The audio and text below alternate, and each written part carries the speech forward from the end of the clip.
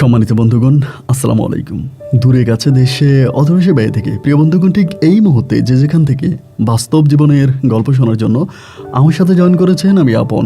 আর যে আপন জীবনের গল্পের নতুন একটা পর্বে আপনাকে প্রতিদিনের মতো স্বাগতম জানাচ্ছি। বন্ধুরা, আজ আমি আপনাকে শোনাবো বরিশালের ভাই মোহাম্মদ আসলাম গাজীর জীবনের অতি পুরনো, চরম ভয়ঙ্কর রকম এক ভৌতিক বাস্তব জীবন কাহিনী। বন্ধুরা, আজকের গল্পের টাইটেল ফুলবানুর বিয়ে হয় জিনের বাদশার সঙ্গে। এই গল্পটা বরিশালের প্রত্যন্ত এলাকার কোনো এক গ্রামীণ মেয়ের জীবনের অনেক পুরনো দিনের একটা ঘটনা। শুধু ঘটনা নয়, এই ঘটনা আজও ঘটে যাচ্ছে। একটা চলমান ভৌতিক বাস্তব জীবনের গল্প। শুধু যে ভৌতিক বলবো তাও না, এই গল্পটার মাঝে করুণ কাহিনী রয়েছে, হৃদয় বিদারকে করুণ কাহিনী রয়েছে। এবং এই গল্পটার লাস্টের দিকে আমাদের আসলাম গাজী একটা পরামর্শ চেয়েছে। জিনের মাধ্যমে হোক বা মানুষের মাধ্যমে হোক বা যে কোনো সমস্যাতে তিনি অনেক বড় একটা বিপদে আছে। এই বিপদ থেকে তার কিভাবে উদ্ধার হতে হবে, কিভাবে উঠতে হবে, সেই পথ আমাদের আসলাম গাজী খুঁজে পাচ্ছে না। বয়স্ক একজন মানুষ খুব কান্না করে আমার কাছে তার জীবনের কথা বলেছে এবং একটা পরামর্শ চেয়েছে। আমি আপনাদেরকে আমার মুখ থেকে তার জীবনের গল্পটা শোনাবো এবং অনুরোধ করব যে গল্প শেষে আসলাম গাজীকে আপনারা আপনাদের মতো করে একটা মন্তব্য কমেন্ট বক্সে লিখবেন এবং সেই মন্তব্য দেখে আসলাম গাজী ওই বয়সে এসেও তার জীবনের একটা সঠিক সিদ্ধান্ত নিতে পারবে। ধন্যবাদ সবাইকে। সুপ্রিয় বন্ধুগণ, আসসালামু আলাইকুম। আমার নাম মোহাম্মদ আসলাম গাজী, আমার বাড়ি বরিশাল। বন্ধুরা, আমি আমার জীবনের গল্পটা শুরু করার শুরুতেই আপনাদেরকে আমার পরিবারের সম্বন্ধে জানিয়ে রাখি। আমার পরিবারে আমি আছি, আমার বাবা আছে, মা আছে, রয়েছে আমার দাদা দাদি সহ আমার কাকা ফুফি। আমাদের পরিবারে আরও সদস্য রয়েছে, আমার বড় দুইটা ভাই আর বড় একটা বোন, ছোট একটা ভাই আর ছোট একটা বোন। আমরা টোটাল 3 ভাই 2 বোন। আমাদের পরিবারটা বরিশাল শহরের অদূরে কোনো এক ছোট্ট গ্রামে, নিম্ন মধ্যবিত্ত পরিবার। আমার বাবা পেশায় একজন কৃষক। আমার বাবা কৃষিকাজ করতো খুব ছোটোবেলা থেকে। তবে আমরা আমাদের এলাকাতে অনেক বেশি জমিদার ছিলাম না, আমাদের নিজেদের খুব বেশি জায়গা সম্পত্তি ছিল না। বেশিরভাগ সময় আমার বাবা অন্যের জমিতে বর্গা করে, পরিশ্রম করে, কাজ করে, ফসল ফলিয়ে সেই ফসলের অর্ধেক এনে বিক্রি করে খুব কষ্ট করে আমাদের পরিবারটা চালাতো। ছোটোবেলা থেকে আমি পড়াশোনা করার তেমন কোনো সুযোগ পাইনি। আমার গল্পটা আজ থেকে বহু বছর আগে, যে সময় আমাদের এই পৃথিবীটা এতটা ডিজিটাল ছিল না, আমাদের এই দেশটা অতটা উন্নত ছিল না। এখন যেরকম হাতে হাতে mobile phone, internet, Facebook, YouTube সহ আরও অনেক প্ল্যাটফর্ম, কিন্তু সে সময় ছিল শুধুমাত্র রেডিও, সাদা কালো টেলিভিশনে। আমাদের পুরো গ্রামে 1টা কি 2টা ছিল সাদা কালো টেলিভিশন, আর হয়তো 2, 4, 5টা ঘর মিলিয়ে ছিল একটা রেডিও। আমরা রাত জেগে অপেক্ষা করতাম রেডিওর অনুষ্ঠান শোনার জন্য। হিমেল বাতাসে, আপনার বিভিন্ন গভীর রাতে, চন্দ্রিমা রাতে বটগাছের নিচে বসে গ্রামের সমস্ত মানুষগুলো একসাথে আমরা রেডিওর অনুষ্ঠান শুনতাম। গীতাঞ্জলি, গীতিগান, এরকম অনেক রকমের অনুষ্ঠান ছিল। সেই অনুষ্ঠান শুনে আমরা রাতের বেলায় ঘুমোতে যেতাম। আমাদের ঘরে এসি ছিল না, ফ্যান ছিল না। দক্ষিণের বাতাস এসে চোখে মুখে ভালোবাসার ঝাপটা দিয়ে যেত। স্নিগ্ধ মনে তখন ঘুমিয়ে যেতাম। সেই সময়গুলোকে আজও মিস করি। আজ অনেক উন্নত, কিন্তু তারপরও মনে হয় সেই দিনগুলোই আসলেই ভালো ছিল। যাই হোক, আমি আমার জীবনের গল্পে যাই। ছোটোবেলা থেকে বাবা মা আমাকে পরম আদর আর ভালোবাসা দিয়ে বড় করে। অন্য ভাই আর বোনদের তুলনায় আমি একটু অন্যরকম ছিলাম। আমি বাবা মায়ের কথা শুনতাম, তাদের কথা মানতাম। ছোটবেলা থেকে আমার মাথায় একটা নেশা ছিল, এবং এই নেশাটা একটা ভয়ঙ্কর নেশাও আপনি বলতে পারেন। এরকম নেশা হয়তো অন্য কারো মাথায় ছিল না, আমার মাথায় ছিল। সেটা ছিল মাছ ধরা। আমার মাঝে মাছের নেশা ছিল। আমি রাতকে রাত জেগে, একটু বৃষ্টি হলে পরে, বিলের মধ্যে পানি জমলে পরে আমি মাছ ধরার জন্য উদ্বেগ প্রকাশ করতাম। আমি সন্ধ্যা রাতেই আপনার মাছ ধরার জন্য চলে যেতাম। গ্রামের মানুষ আমাকে মাচ্ছে বলেও ডাকতো। তার বড় কারণ হচ্ছে, সবাই বলতো আমি নাকি শুকনো জায়গা দিয়ে হেঁটে গেলেও ওখানেও নাকি মাছ পাই। আমার নাকি মাছের অনেক ভাগ্য। এরকম মাছ ধরতে গিয়ে আমার ছোটোখাটো অনেক ঘটনা আছে। যেমন এরকম, আমি এক রাতে মাছ ধরার জন্য গিয়েছিলাম, এবং মাছ ধরার জন্য গেলে পরে আমি অনেক বড় একটা শৈল মাছ দেখতে পাই। এবং এত বড় শৈল মাছ আমার জীবনে মনে হয় আমি আর দেখে নেই। ভেবেছিলাম আমাদের বাড়ির পাশেই তো হচ্ছে নদী, হয়তো নদী থেকে বা গাং থেকে উঠে এসেছে। শৈল মাছটাকে ধরার জন্য আমি সারা রাত কোচ হাতে ঘুরে বেড়াই, এবং করে ঘুরতে একটা সময় ফজরা আজান দিয়ে দেয়। ফজরা আজান দিলে পরে আমি ওই শৈল মাছটাকে আর দেখতে পাই না। বাড়িতে এসে বাবারে বলি সারা রাত আমি শৈল মাছটাকে পিছনে পিছনে ঘুরলাম, এটা এই মারিতেই চলে যায়, এই মারিতেই চলে যায়, মাঝে মাঝে দেখা যায় যে কোচের নিচে পড়ে যায়, কিন্তু এরপরেও শৈল মাছটা আসলেই থাকে না, শৈল মাছটা চলে যায়। সারা রাত শৈল মাছটার পিছনে ঘুরতে ঘুরতে সকাল হয়ে গেল, আমি শৈল মাছটাকে ধরতে পারলাম না। আমার আব্বা বলে, কে বলেছে এটা তোকে শৈল মাছ? এইটা কোনো একটা জিন, আর সেই জিনটা শৈল মাছের রূপ নিয়ে পানির নিচে ঘুরে ঘুরে ছোট ছোট মাছগুলোকে খাচ্ছে। আমার আব্বার ওই কথা শুনে আমি অবাক হয়ে গেলাম। তার মানে সারাটা রাত আমি একটা জিনের পিছনে ঘুরেছিলাম। আমাকে এই বিষয়টা অনেকটা অবাক করেছে। আমি জিন ভূত এগুলোকে খুব ভয় পাইতাম। ছোটোবেলা থেকে আমি এগুলোর গল্প শুনতাম আমার দাদির মুখে, দাদার মুখে। এই গল্পগুলো শোনার পরেই না এই জিনিসগুলোর প্রতি আমার একটা ভয় কাজ করতো। আমি জিন ভূতকে প্রচণ্ড রকমের ভয় পাইতাম। আব্বা যেদিন আমাকে এটা বললো, এরপরে আমি আর খুব বেশি একটা বিলে যাইতাম না। দীর্ঘ কয়েক মাস ধরে আমি বিলে যাওয়া বন্ধ করি। এরপরে আবারও পুনরায় আমি বিলে যেতে শুরু করি। এই করতে করতে আমি মোটামুটি অনেকটাই বড় হয়ে যাই। অনেকটা বড় হয়ে যাওয়ার পরে শুধুমাত্র তো মাছ ধরে আর পরিবার চলে না, পরিবার চালানোর জন্য তো অন্য ধরনের আয় ইনকাম দরকার, ফ্যামিলিগত টাকা পয়সার দরকার। এখন শুধুমাত্র মাছ ধরে তো আর পরিবার চলে না। ভাবতেছিলাম যে কী করা যায়। আমাদের গ্রামের একজন মানুষ আমাকে সেই মুহূর্তে একটা আইডিয়া দিল যে আসলাম গাজী, একটা কাজ করো, তুমি যেহেতু রাত জেগে থাকো এবং রাত জাগতে তুমি পছন্দ করো, গ্রামের সবাই বলে তুমি একটা রাত জাগা পাখি, তুমি এমন কিছু একটা করো যেটা করলে তুমি রাত জেগে থাকতে পারবা, কিন্তু সেখান থেকে তোমার টাকা আসবে। আমি তখন পরিকল্পনা করলাম যে আমি একটা নাইট গার্ডে চাকরি করব। অনেক নাইট গার্ড থাকে না, যারা অনেক মালামাল পাহারা দেয়, এইটা ওইটা পাহারা দেয়, এরকম চাকরি করব। আমি বিভিন্ন জায়গায় এরকম চাকরি খুঁজতেছি, কোথাও গার্ডের কোনো চাকরি পাওয়া যায় কিনা। অনেক খোঁজাখুঁজি করার পরেও আমি এরকম কোনো চাকরি পাই নাই। একটা পর্যায়ে হঠাৎ করে আমাদের গ্রামে একটা সমিতি আসে, সমন্বয়ক সমিতি, হয়তো আপনারা অনেকেই জানেন, সমন্বয় বলে ওটাকে। ওইরকম একটা সমিতি তখন আমাদের এলাকাতে চালু হয়।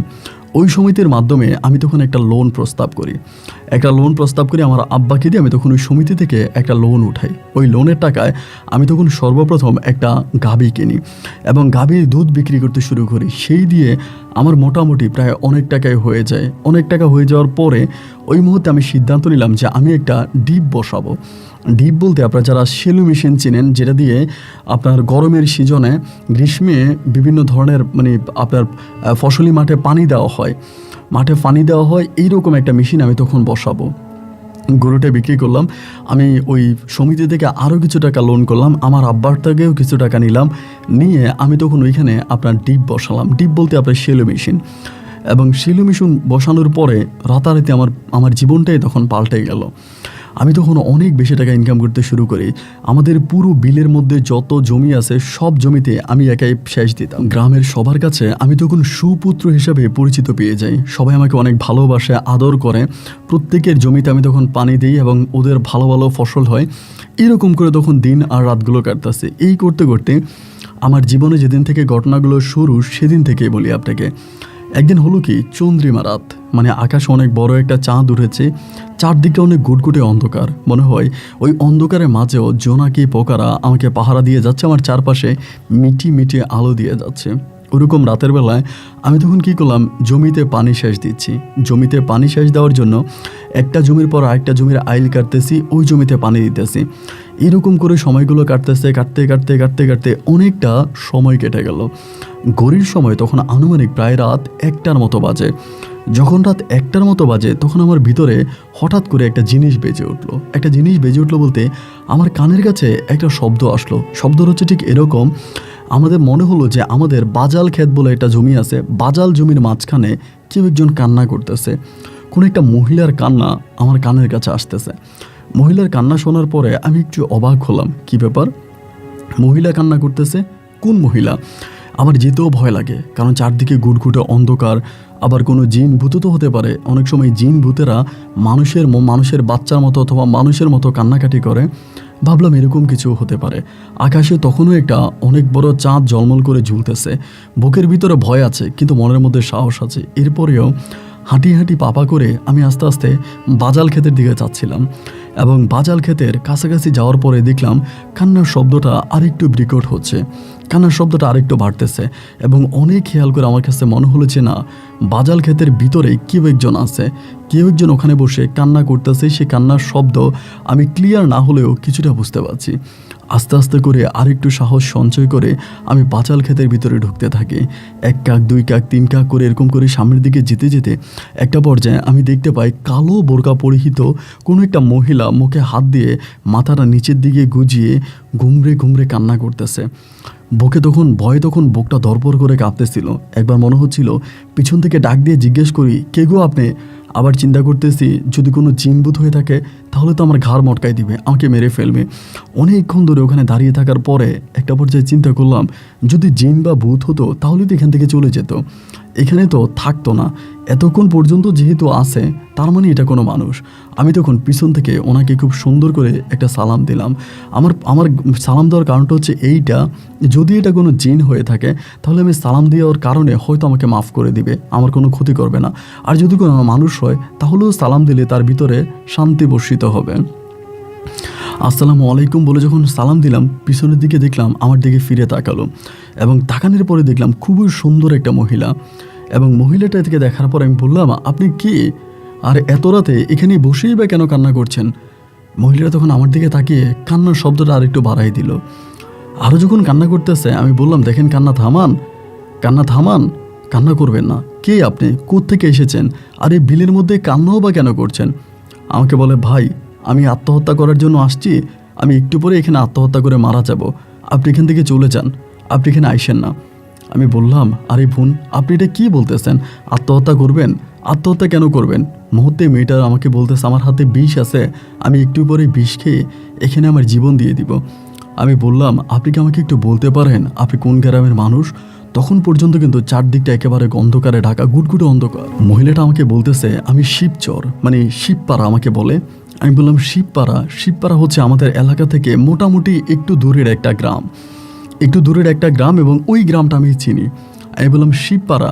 আপনি শিবপাড়ার মানুষ? বলে, হ্যাঁ আমি শিবপাড়ার মানুষ না, শিবপাড়া আমার বিয়ে হয়েছে। আমি বললাম, আমি কি একটু আপনার কাছে আসতে পারি? বলে, না আপনি আমার কাছে আসবেন না, আপনি ওখানে দাঁড়িয়ে কথা বলেন। এবং তার কথাগুলো না কেমন জানি আমার কাছে একটু অদ্ভুত মনে হচ্ছিল। আমি বললাম, শিবপাড়ায় আপনি কার কাছে বিয়ে বসেছেন?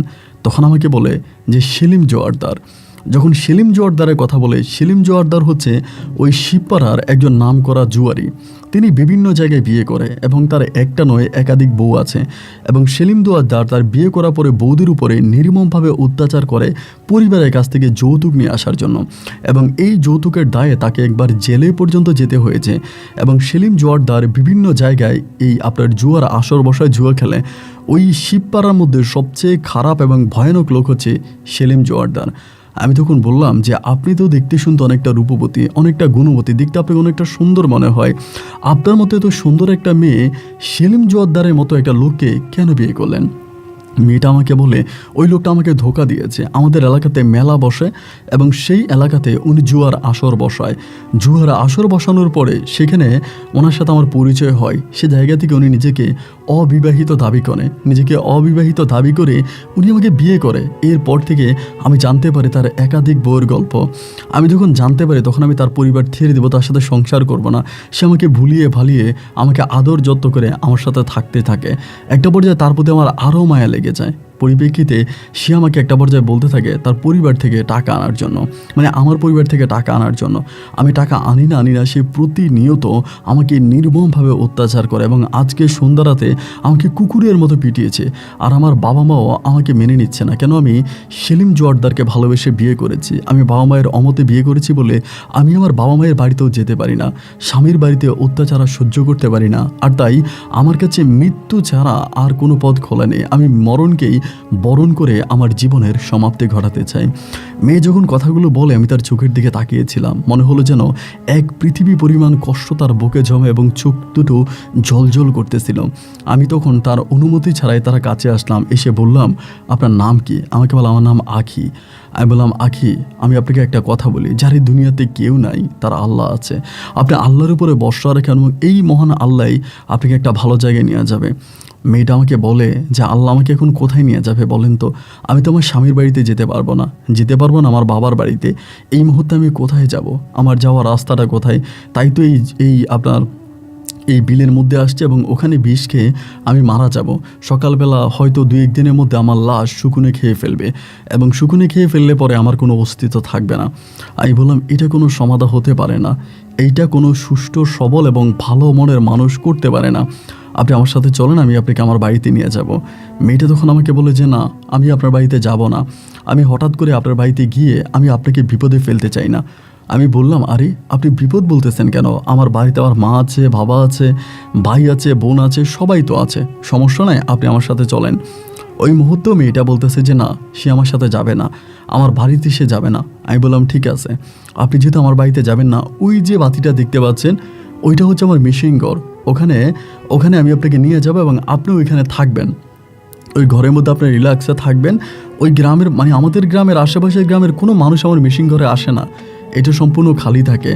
আপনি ওখানে চলেন, আমি আপনাকে ওই জায়গায় রাখবো।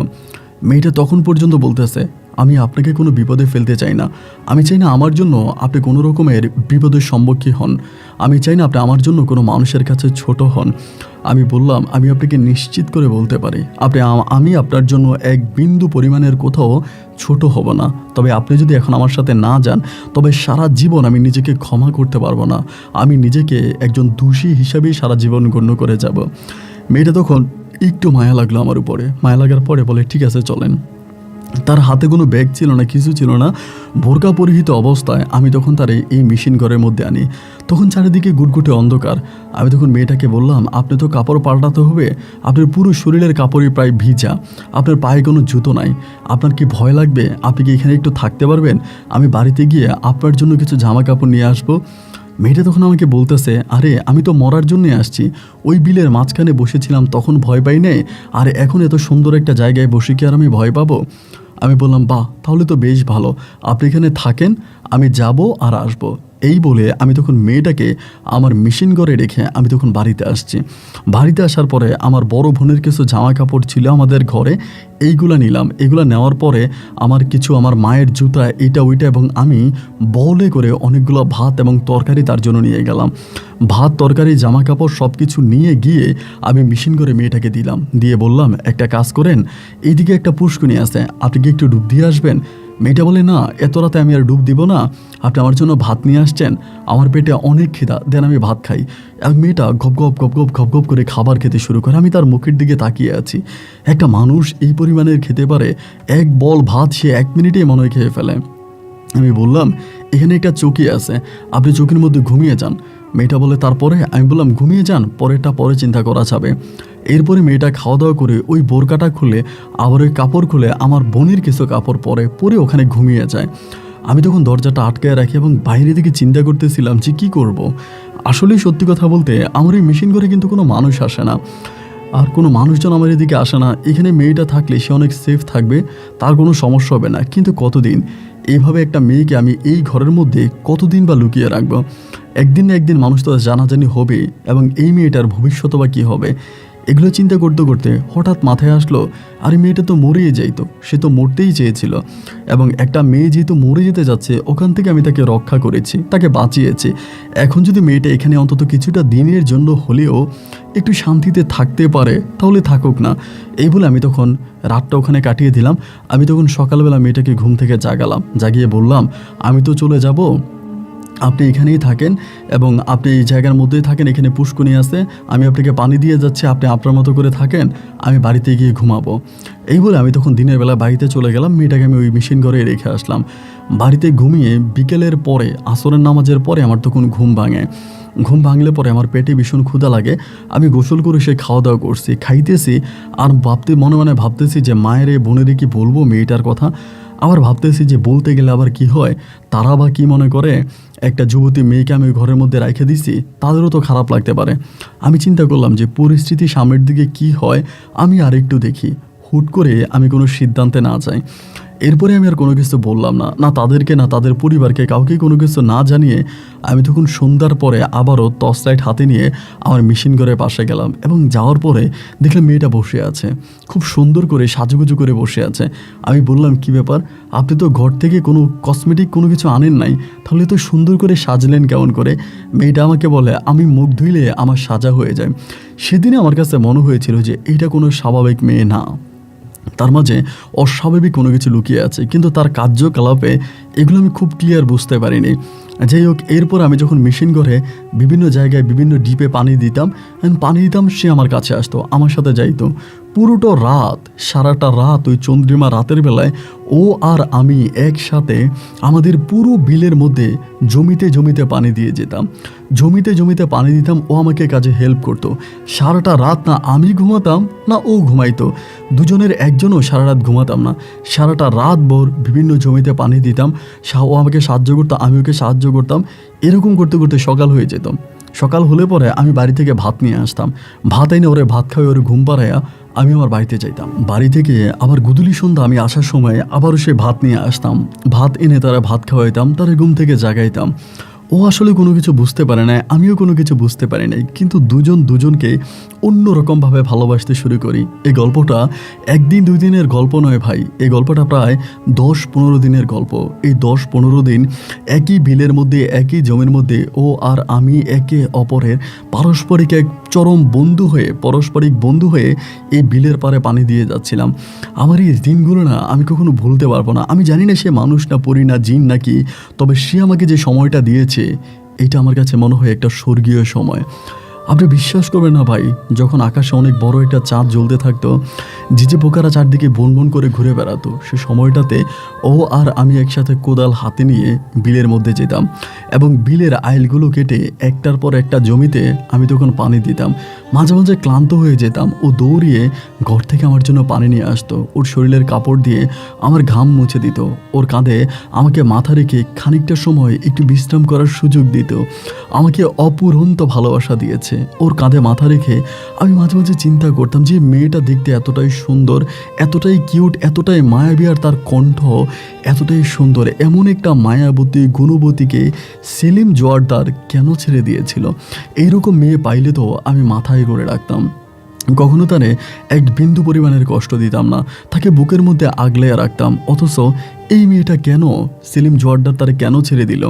এরকম করে একদিন, 2 দিন, 3 দিন করে করে সময়গুলো কাটতেছে এবং তার সাথে আমার ভালোবাসার সম্পর্ক দিনে দিনে আরও বেড়ে যাচ্ছে।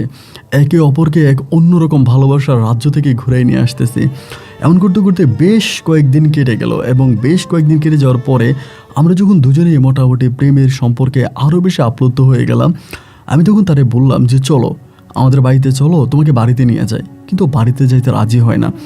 আমি বললাম বাড়িতে কেন যাবা না, চলো আমি তোমাকে বাড়িতে নিয়ে যাই, তুমি আমাদের বাড়িতে যাবা, আমাদের বাড়িতে থাকবা, আমি তোমাকে আমার পরিবারকে তোমার কথা বলবো। ও শুধু আমাকে বারবার একটা কথাই বলে যে তোমার পরিবারকে বলা যাবে না, আমার আব্বা আম্মাকে বলতে মানা করে, এবং ওর বিষয়ে আমি যদি কাউকে জানাই ও আমাকে বলে আমি তোমার এখান থেকে চলে যাব, আমি তোমার এখানে থাকবো না, আমার বিষয়ে কাউকে জানানো চলবে না। কিন্তু ওর সাথে কোনোদিন আমার খারাপ কোনো সম্পর্ক হয়নি, শারীরিক সম্পর্ক বাদে বা অন্য যে সম্পর্ক, এরকম কোনো সম্পর্ক হয়নি। তবে একটা ঘটনা আমার জানা আছে। ঘটনাটা হচ্ছে এরকম, একদিন হঠাৎ করে আমি তারে ডাকতেছিলাম, দুপুরের ঠিক একটু পরে তারে ডাকার জন্য আমি মিশিং করে গেছিলাম। এখন তারা যখন আমি ডাকতেছি সে দরজা খোলে না। দরজা না খোলার পরে টিনের ভেড়া ছিল, টিনের ভেড়া দিয়ে আমি যখন ভিতরের দিকে তাকাচ্ছিলাম, ভিতরে তাকানোর পরে আমি তাকে দেখতে পাই নাই। দেখলাম খাট একদম খালি, সে কোথাও নাই, খাটের নিচেও সে নাই। ঘর থেকে তো দুপুরবেলা, বাইরে থেকে তো ঘরের ভিতরে দুপুরবেলা ক্লিয়ার দেখা যায়। এবং এরকম করে ডাক দিয়ে একটা পর্যায়ে সে হঠাৎ করে বলতেছে আমি ভিতরে। হ্যাঁ হ্যাঁ বলে যখন ডাক দিল, আমি বললাম দরজা খোলো। দরজা খোলার পরে আমি তারে দেখে মনে হলো সে কোনো একটা জায়গা থেকে দৌড়িয়ে আসছে। এইরকম আমি তারে বললাম কি ব্যাপার, তুমি কোথায় ছিলা? আমি তো বেড়ার ফাঁক দিয়ে ঘরে দেখলাম যে তুমি ঘরে নাই, তুমি কই গেছিলা? আমার বলে কই না, কোথাও যাইনি তো, ঘরেই তো ছিলাম। সেদিন আমার সন্দেহটা আরও বেশি বাড়ে। এরপরেও তারে আমি কোনো কিছু বুঝতে দেইনি। এবার যখন আমি তাকে বলি আমার পরিবারে চলো, আমি তোমাকে বিয়ে করব, ও আমাকে একটা কথাই বলে যে না, আমি তোমাকে বিয়ে করতে চাই না, কারণ আমি একটা বিবাহিত মেয়ে, আমার বিয়ে হয়েছে, আমি স্বামীর কাছে নির্যাতিত, পরিবারের কাছে নির্যাতিত। তুমি একটা সুন্দর, দেখতে শুনতে একদম সুদর্শন একটা ছেলে, তুমি আমার থেকে অনেক ভালো একটা মেয়েকে বিয়ে করতে পারবা, তুমি আমার থেকেও ভালো একটা মেয়ের সাথে সম্পর্ক করতে পারবা। সো তুমি আমাকে নিয়ে কেন ভাবছো? আমাকে নিয়ে তোমার ভাবার কোনোই কারণ নাই, তুমি তোমার মতো করে বিয়ে শাদী করো, আমি চলে যাব। ও শুধু আমাকে এটাই বলে আমি চলে যাবো। এবং মাঝে মাঝে আমাকে এরকম করেও বলতো, হঠাৎ করে কোনো একদিন এসে যদি তুমি দেখো আমি এই ঘরে নাই, তাহলে কি তুমি খুব কষ্ট পাবা? আমি বললাম আরে কষ্ট পাবো না, অবশ্যই কষ্ট পাবো, আমি তোমাকে ভালোবাসি, তুমি যখন এই ঘরে থাকবা না তখন তো আমার কাছে পুরো পৃথিবীটাই অন্ধকার হয়ে যাবে। ও আমাকে বলে, না, নিজেকে শক্ত করো, এই পৃথিবীতে কেউ কারোর সাথে সারা জীবন থাকে না। ওর এই কথাগুলো শুনতাম আর আমি অবাক দৃষ্টিতে ওর মুখের দিকে তাকিয়ে থাকতাম। এত সুন্দর করে ও কথা বলতো ভাই, মনে হতো যেন একটা জিন বা পরী আমার সাথে কথা বলে। এরকম করে আমি তারে মানে নিয়ে যেতাম, ও আসতে চাইতো না। আমার বাড়িতে নিতাম, ও আসতে চাইতো না। এবং বাড়িতে আমি তাকে জানাইতে চাইলেও সে ভীষণভাবে রাগ করতো। এরকম করতে করতে এবার মূল পয়েন্টের ঘটনাটা শুনলে আপনি অবাক হয়ে যাবেন। একদিন হলো কি, ওই শিবপাড়ার মধ্যে আমি গেছিলাম এক মুন্সিবাড়িতে। শিবপাড়া মুন্সিবাড়িতে গেছিলাম কোনো একটা কাজে, এবং মুন্সিবাড়িতে যাওয়ার পরে যেই লোকের কাছে গেছিলাম ওই লোকেরে পাই নাই। ওই লোকেরে না পাওয়ার পরে আমি তখন রাস্তা দিয়ে হেঁটে আসতেছি, হঠাৎ করে দেখলাম কয়েকজন পুলিশ একটা বৃদ্ধ লোক আর একজন বৃদ্ধ মহিলাকে ধরে নিয়ে যাচ্ছে। এই দৃশ্যটা দেখার পরে আমি তখন এখানে একজনকে জিজ্ঞেস করলাম, কি ব্যাপার ভাই, পুলিশ কারে ধরে নিয়ে যাচ্ছে? সেখানকারই একটা লোক বলে ওঠে, বাটপার সেলিম জোয়ারদারের মা বাপরে পুলিশ ধরে নিয়ে যাচ্ছে। আমি বললাম, বাটপার সেলিম জোয়ারদারের মা বাপরে পুলিশ ধরে নিয়ে যাচ্ছে, কিন্তু কেন? সেই দোকানের মধ্যে একটা লোক আমাকে তখন জানায়, সেলিম জোয়ারদারের ছোট বউ, একদম ছোট বউ আত্মহত্যা করছে বেশ কয়েকদিন আগে। এখন এই আত্মহত্যার প্রতিফলে মেয়ের বাবা মা থানায় গিয়ে মামলা করছে যে স্বামীর অত্যাচারে মেয়ে আত্মহত্যা করছে, যৌতুকে চাপ দেওয়ার কারণে মেয়ে আত্মহত্যা করছে। এই জন্য এই মেয়ের বাবা মা মামলা দেওয়ার পরে এখন সেলিম জোয়ারদারে তো আর পায় নাই, না পাওয়ার কারণে তার বাপ মায়েরই পুলিশে ধরে নিয়ে যাচ্ছে, এবং বাপ মায়েরই নিয়ে যাচ্ছে, এবং এই হচ্ছে ঘটনা। আমি বললাম, কি বলেন, সেলিম জোয়ারদারের ছোট বউয়ের নাম কি? এখান থেকে একটা লোক বলে ওঠে, আখি। যখন আখি বলে ওঠে ভাই, আমি তখন চোখ দুটো কপালে উঠে যায়। কী রে? আমি বললাম, আখির বাড়ি কি অমুক গ্রামে? বলে, হ্যাঁ, ওই গ্রামেই তো। আমি বললাম, কবে মারা গেছে ভাই? বলে, এই তো হবে মাস দুয়েক। আমি বললাম, কি বলে মাস দুয়েক? আমি বলি, তার লাশ কি পাওয়া গেছে? বলে, হ্যাঁ, মেয়েটা তো বিষ খেয়ে মারা গেছে। রাতের বেলায় বাড়িতে চলে গেছে, বাড়িতে গিয়ে ওই বাড়িতেই বিষ খেয়ে মারা গেছে, এবং মারা যাওয়ার আগে সে তার বাপ মায়ের সব দুঃখ টুক্ষ বলে ঘরের মধ্যে গিয়ে গোপনে বিষ খেয়েছে, সেখানেই মেয়েটা মারা গেছে।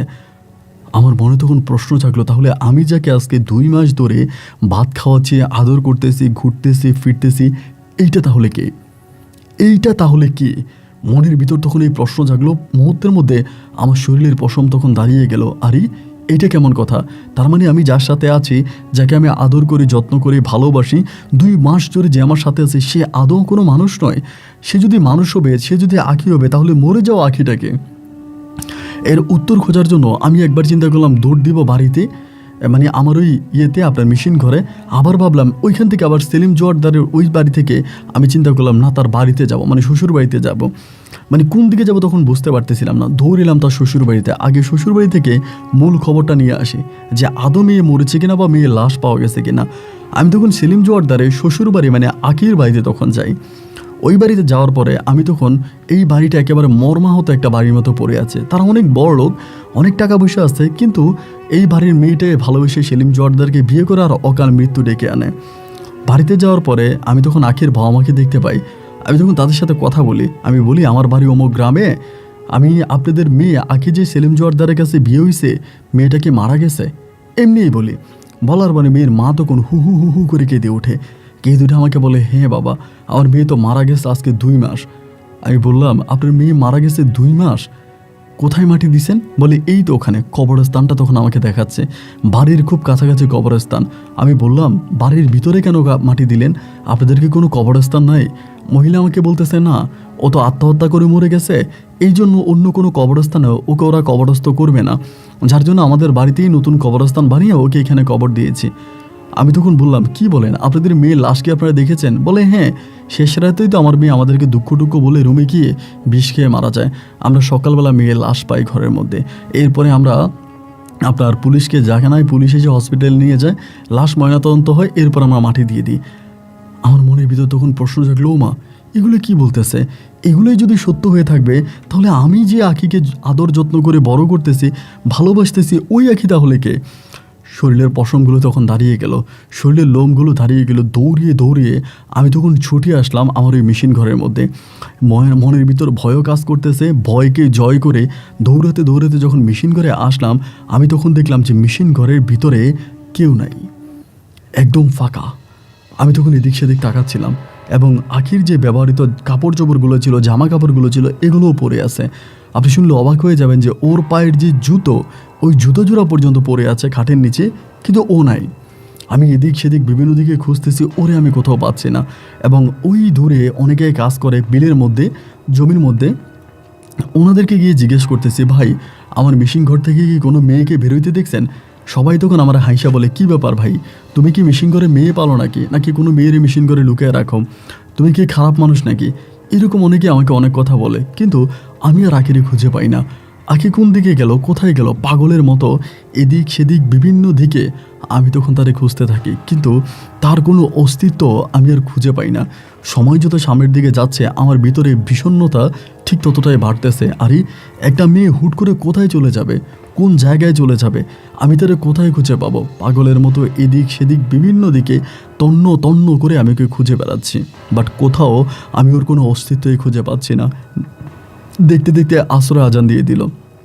আসরে আজান দিয়ে দেওয়ার পরে, আসরে আজানটা যখন দিল, আজানটা দেওয়ার পরে আমি তখনও ওরে খুঁজতেছি। এবার মানুষের জমিতেও পানি দিচ্ছেন, একটু অন্যরকম অবস্থা। সন্ধ্যার দিকে আমার মা বাবা তখন বিষয়টা কিছুটা আঁচ করতে পারছে যে আমি পাগলের মতো হয়ে গেছে। সন্ধ্যার দিকে আমার বাপ আমার বাড়িতে ধরে আনছে। ধরে আনার পরে আমার মাঝে তখন আর আমি নাই, আমি যিনি একটু কেমন হয়ে গেছি। আমার আব্বা আমারে বলতেছে, কি হয়েছে তোর, কি হয়েছে? আমি কোনো কিছুই বলি না। এমন করতে করতে রাতটা কেটে সকাল হয়ে গেল। আমি সকাল হয়ে যাওয়ার পরেও আবারও আখিরে খোঁজার জন্য ঘর থেকে বেরিয়ে পড়লাম। এ বাড়ি ও বাড়ি, এ পাড়া ও পাড়া, বিভিন্ন পাড়ায় আমি আবারও আখিরে খুঁজে বেড়াইতেছি, কিন্তু আখি নাই নাই নাই। এবং আখি আমার আর কখনো স্বপ্নেও আসে না। এরকম করে প্রায় 4 থেকে 5 দিন কেটে গেল। এবং 5 দিন পরে একদিন হঠাৎ করে একদিন রাতের বেলায় আমি আখিরে স্বপ্নে দেখি। এবং স্বপ্নে দেখার পরে আমি স্বপ্নে দেখেও আমাকে স্বপ্নে এসে বলে, তুমি আমাকে খুঁজো না, তুমি আমার পিছনে সময় দিও না। আমি তো তোমাকে আগেই বলেছি তুমি বিয়ে করে ফেলো, তুমি সংসার করো, আমার কথা তুমি শোনো নাই, তুমি বিয়ে করো। ও আমাকে বারবার বিয়ের কথা বলতো। আমি তখন পাগলের মতো ওরে বুঝাচ্ছিলাম যে আমি তোমাকে ভালোবাসি। আমি স্বপ্নের মধ্যে ওকে বলতেছি, আমি বিয়ে করতে হলে তোমাকেই বিয়ে করব। আমি তুমি ছাড়া অন্য কাউরে বিয়ে করে তার সাথে আমি সংসার করতে পারবো না। এবং যতবার যেভাবেই আমি তাকে বলি না কেন, এতে আমার আর কোনো কাজ হয় না। ও আমার কোনো কথাই শোনে না, ও আমার কোনো কথাই শোনে না এবং আমার কথার কোনো গুরুত্বই দেয় না। দিন যত সামনের দিকে যাচ্ছে বুকের ভিতরটা ঠিক ততটাই ভারী হচ্ছে। প্রতি রাতেই তারে স্বপ্নে দেখি। এরকম করতে করতে একটা পর্যায়ে আমি প্রায় পাগলের মতো হয়ে গেলাম। এবং পাগল হয়ে যাওয়ার বড় কারণ হচ্ছে তখন আর আখি আমাকে প্যারা দিত না, কষ্ট দিত না। আমি ঘুমিয়ে পড়লে ও আমার কাছে আসতো। এবং বিশ্বাস করবেন, সবাই বলে আমি স্বপ্নে, মানে আমি স্বপ্ন দেখছি আমি ঘুমিয়ে আছি, কিন্তু আমি কিন্তু ঘুমাইতাম না। আখি যখন আমার কাছে আসতো, ও আমাকে ডাকতো, আমি ঘুম থেকে উঠতাম এবং উঠার পরে ওর সাথে আমি ঘুরতে যাইতাম। ও আমারে এই পাড়া ও পাড়া, এখানে এখানে, ওই দেশ এই দেশ, বিভিন্ন জায়গায় আমাকে ঘুরতে নিয়ে যাইতো। আমি ওর সাথে ঘুরতাম, মজা করতাম, মাস্তি করতাম, আনন্দ করতাম, ফুর্তি করতাম। এবং ও আমাকে বলতো একটু পরে ফজরের আজান দিয়ে দিবে, আমাকে চলে যেতে হবে, চলো আমি তোমাকে বাসায় নামাই দিই, তোমাকে বাড়ি দিয়ে আসি। ও আমাকে আমার বাড়ির উঠানে দিয়ে আসতো। আমি ঘরের দরজা খুলে এসে শুইতাম। এরপর আমার মা আমাকে ডাকতো, এই উঠ না। আমি বললাম, মা আমি তো মাত্র ঘুমাইলাম, এখনই আমারে ডাকতেছো? আমার মা বলে, মাত্র ঘুমাইলি মানে তুই তো সন্ধ্যা রাতেই ঘুমিয়ে গেছিস। আমি বললাম, না মা, সন্ধ্যা রাতে ঘুমানোর পরে তো আখি আসছিল, আমি আখির সাথে ঘুরতে গেছিলাম, আখি আমার এইখানে ওইখানে বিভিন্ন জায়গায় নিয়ে গেছে, আমি ওর সাথে ঘুরছি। আমার মা তখন আমারে বলে, তোর মাথা তো পাগল হয়ে গেছে এবং তোর ব্রেন তো ঠিক নাই। মা তখন আমাকে এই হুজুর কবিরাজের কাছে নিতে দৌড়াতে থাকে, কখনো হুজুরের কাছে, কবিরাজের কাছে, এই জায়গায় ওই জায়গায়, বিভিন্ন জায়গায় আমাকে তখন নিয়ে যাচ্ছিল। এবং আখি আমাকে বারবার স্বপ্নে সে একটা কথাই বলতো, মনে হয় আর বেশি দিন আমি তোমার সাথে থাকতে পারবো না, মনে হয় তোমার কাছ থেকে আমাকে চিরবিদায় নিতে হবে, তোমার পরিবার তোমাকে অন্য কোথাও বিয়ে করাই দিবে। এই কথাগুলো আখি আমাকে সবসময় বলতো। এরপরে আখির সাথে আমার গভীর রাতে প্রেম চলতে থাকতো। আমার মা আমাকে তাবিজ দিত, বিভিন্ন হুজুরদের কাছ থেকে নিয়ে তাবিজ পরাইতো এবং পানি পরায় খাওয়াইতো, এটা ওইটা করতো, বাট এতে কোনোভাবেই কোনো কিছু কাজ হতো না। সব বাধাকে অতিক্রম করেও আখি আমার কাছে চলে আসতো। এমন করে করে একদিন সকালবেলা ভোরে আমার মামার বাড়ি থেকে আমার এক মামা আসছে, দূর সম্পর্কের আমার এক নানি আসছে। মামা নানি আসার পরে মা আমারে ডাকলো এবং ডাকার পরে বলে, আসলাম, জামা কাপড় গায়ে দিয়ে তোরা এক জায়গায় নিয়ে যাব। আমি তখন বললাম, কোথায় নিয়ে যাবা? তারা জোর জবস্তি করে আমাকে রেডি করলো। রেডি করার পরে বেনগাড়ি খবর দিল এবং বেনগাড়ি আসার পরে বেনের মধ্যে আমার মা উঠলো, আমার ওই নানি উঠলো এবং আমার মামা উঠলো, আমাকেও জোর করে উঠালো। আমি বললাম, কোথায় নিয়ে যাবেন, আমাকে কোথায় নিয়ে যাবেন? সেদিন কিন্তু আমাকে, এর আগের রাতে কিন্তু আমাকে আখি বলতেছিল, মনে হয় তোমার সাথে এটাই আমার শেষ দেখা, আমার মনে হয় তোমার সাথে আর আমার ঘোরা হবে না। কেন যেন এই কথাগুলো বলেছিল জানি না। এবং পরের দিন আমার মামা, নানি এবং আমার মা আমাকে জোর করে কোথায় জানি নিয়ে যাচ্ছে। বেনগাড়ি সামনের দিকে যাচ্ছে আর আমার মনের ভিতর একটাই প্রশ্ন জাগতেছে, যে তারা আমাকে নিয়ে যাচ্ছেটা কোথায়, আমাকে কোথায় নিয়ে যাচ্ছে। একটা পর্যায়ে আমি আমার মায়ের জিজ্ঞেস করলাম যে ও মা, তুমি আমারে কই নিয়ে যাচ্ছ, আমাকে কি একটাবার বলা যায়। মা আমাকে বলে আমি তোরে ফুল ভানুর কাছে নিয়ে যাব। এবং ওই ফুল ভানু কথাটা বলা মাত্রই না আমার শরীরের পশমগুলো দাঁড়িয়ে যায়, আমার ভিতরে একটা অন্যরকম ভয় লাগতে শুরু হয়। আমি বললাম ফুল ভানু এইটাকে। আমার নানি তখন বলে বসে এটা হচ্ছে জিনের বউ। আমি বললাম জিনের বউ, জিন আবার মানুষকে বিয়ে করতে পারে নাকি। আমার নানি তখন আমার বলে জিন যদি মানুষের বিয়ে করতে না পারে তাহলে তুই কিভাবে এই তোর আখির প্রেমে পড়লি। আমি বললাম আখি তো কোনো মানুষ জিন ছিল না, আখি তো পরী ছিল। আমার নানি তখন হাসি দিয়া বলে পরী বলতে কোনো কথা নাই, ওই জিনের মেয়েদেরকেই, জিনের নারীজাতকে মানুষ পরিজাত বলে আখ্যায়িত করে। নানির সাথে কথা বলতে বলতে আমাকে একটা বাড়ির মধ্যে নিয়ে যাওয়া হলো এবং ওই বাড়িটা বিশাল একটা বাড়ি, কারো হাতে তেল কারো হাতে পানি, এবং এরকম করে অনেক লোক তখন সারিবদ্ধভাবে দাঁড়িয়ে আছে। ইমার্জেন্সি জরুরি বলে আমাকে তখন ভিতরের দিকে নিয়ে যাওয়া হলো। ভিতরের একটা রুমে আমাকে তখন বসানো হলো, সাথে আমার মা, সাথে আমার নানি এবং রয়েছে আমার মামা। ওই মহিলার একজন খাদেম তখন কাছে আসলো, একটা মহিলা, আরেকটা মহিলা আয়শা বলতেছে আপনাদের ছেলেরা আনছেন। আমার মা বলে হ আনছে। বলি একটু বসেন, একটু পরে আপনাদেরকে ডাকবো। প্রায় 15 থেকে 20 মিনিট অতিক্রম হওয়ার পরেই আমাদেরকে ভিতরের ঘর থেকে ডাক দেওয়া হলো। ভিতরের ঘর থেকে ডাক দেওয়ার পরে আমাকে একটা ঘরের ভিতরে ঢুকানো হলো, সাথে আমার নানি আর মা আর মামা রয়েছে। তাদেরকে নিয়ে একটা ঘরের মধ্যে আমাকে যখন ঢুকালো ভাই, আপনি বিশ্বাস করবেন না, ওই ঘরটা একেবারে বাসর ঘরের মতো। এবং এই ঘরটাকে একেবারে বাসর ঘরে যেরকম কাঁচা ফুল দিয়ে সাজানো হয়, এই ঘরটাকে একেবারে কাঁচা ফুল দিয়ে সাজানো হয়েছে। ঘরটা এত সুন্দর করে সজ্জিত আছে যে ঘরটা দেখার পরেই যে কারো কাছে মনে হবে যে এইটা মনে হয় নতুন কোনো বিয়ে হয়েছে এবং বিয়ে হবার পরেই ঘরটাতে বাসর করেছে, এটা একটা বাসর ঘর, এরকমটাই যে কারো কাছে মনে হবে। ঘরের মধ্যে ঢোকার পরে আমি একটু অবাক হয়ে গেলাম, কি ব্যাপার, এই ঘরে আমাকে কেন আনা হলো। এবং একজন মহিলা বধূ সেজে বসে আছে, আমার মা বলে ইনিই হচ্ছে ফুলবানো। দেখতে শুনতে খুব বেশি একটা সুন্দর না, বয়সও আমার থেকে বেশি, কিন্তু আমার দিকে জানি কেমন করে তাকিয়ে আছে। এই মহিলার তাকিয়ে থাকা দেখে আমি একটু ভয় পেয়ে গেলাম।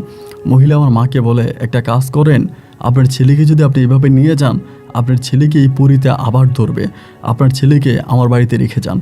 আমার বাড়িতে রেখে গেলে পরে আপনার ছেলে ভালো হয়ে যাবে। আমার মা বলে তাহলে কোথায় রেখে যাব। তার বাড়িতে কিন্তু লোক আছে, ফুলবানোর বাড়িতে লোক আছে, এখানে বন্দি করে রাখা হয় বিভিন্ন ধরনের, যাদেরকে জিনে ভূতে ধরে, যেগুলোকে জিন ছাড়াইতে পারে না, এখানে কয়েকদিন ধরে রাখা হয়। আমার যতটুকু মনে আছে আমাকে সেদিন একটা ঘরের মধ্যে বন্দি করা হয় এবং এই ঘরটা অনেকটা লোহার শিকলের মতো ছিল, কিছুটা কারাগারের মতো। ওই ঘরের মধ্যে আমাকে রাখা হতো, রাতের বেলা আমাকে ঘুমাইতে দিত না। আমি রাতের বেলায় চোখটা বন্ধ করলে আমাকে ডেকে দিত, উঠাই ফেলতো, সাথে উঠাই ফেলতো। একটু পর পর 15-20 মিনিট পর পর ওই মহিলার যে খাদেম আছে তারা এনে আমার শরীরে পানির ঝাপটা দিত। আমার শরীরটা তখন জ্বলতো, মনে হতো আখির জন্য আমার কলিজা ফেটে যায়। আমি একটু ঘুমানোর চেষ্টা করতাম, কারণ ঘুমাইলে তো আমি আখিকে দেখতে পাবো, কিন্তু আমার দৃষ্টিতে ঘুম আসতো না, আমি ঘুমাইতে পারতাম না।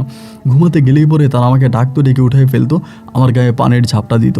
দীর্ঘ 1 সপ্তাহের মতো ওই জেলখানায়, ওই কারাগারে আমাকে তখন বন্দি করে রাখে।